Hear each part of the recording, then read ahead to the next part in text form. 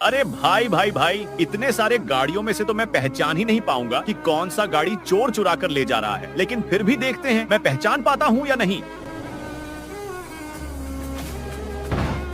मुझे तो लगता है यही गाड़ी को चोर ले जा रहा है, लेकिन उसे देखने से पहले। बेटा, मुझे देखकर इग्नोर मत करना। इस बार जो भी एग्जाम में पास होना चाहता है मैं पास कर दूंगी, मगर मेरा भी एक काम करना होगा। तुम्हें इस वीडियो को एक लाइक और चैनल को सब्सक्राइब करना होगा और 5 सच्चे मित्र को शेयर करना होगा। और मेरे बेटे, जाते जाते कमेंट में सरस्वती माँ लिख दो। ये तो सच में यही गाड़ी थी और इसका तो चिथड़े उड़ गया।